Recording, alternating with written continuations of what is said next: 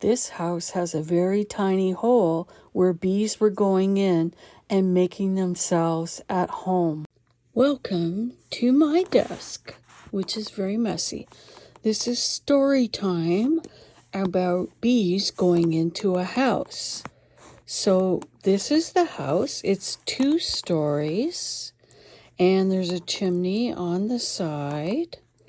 And right here, my nephew discovered honeybees flying in and going into the house through this little hole. And so they let the neighbor know that they had bees going into their house and that they should call a beekeeper. And they ignored the advice and started spraying an insecticide here in the hole, which killed the bees that were foragers returning to the hive. And of course the bees were falling dead on the ground, and my poor nephew got stung because the bees were angry because they couldn't get inside. And he put his bee suit on and he was picking up the little bees that were dying, and he was trying to bring them back to life and rescue them, and unfortunately they died.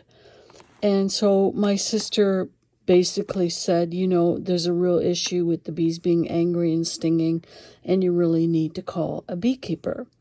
And so they did. Now, when bees go into a house, they could go inside the wall, and they build these big, long combs in the wall. So they could be that they're going in here, but they could be going up, or they could be going down and building their combs in the walls.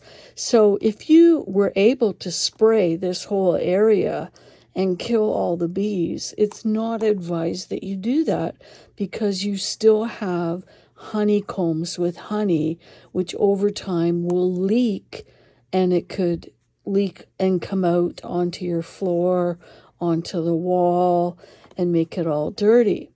Well, it turns out the beekeeper, they use heat sensors to find out where the bees were, and it turns out they were in the space between the first floor and the second floor. So they had made all their combs here in this space, and they had obviously been there for a while because it was a pretty big hive. So the beekeeper then had to take up the floorboards on the second floor, and then he would scoop out the combs and the bees. And he managed to get them all. And my sister said they were in quite a large box, about the size of a laundry basket. And he did find the queen. So the thing is that if you ever find bees in a house, just spraying at the entrance, all it will do is piss off and maybe kill bees around the direct area of the entrance. But you're not going to be able to get the penetration with the poison. And the other issue is these honeycombs would leak over time, and you'd end up with honey on your ceiling or on your floor of the house. So you need to have those removed.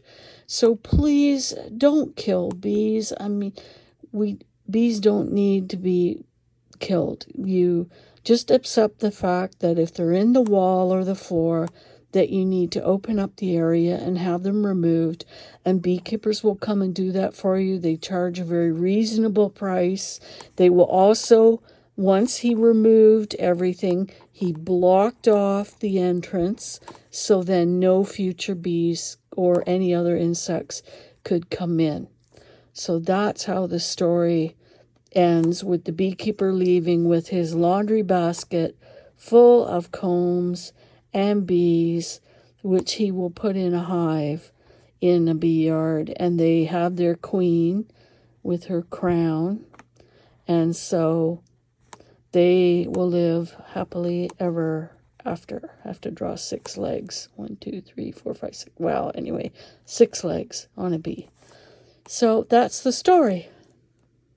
This is a 200-year-old house, and you can see the combs in this house are like 5 feet long. They've been there for years. They are massive. So this is an example if you've got bees in the wall of a house.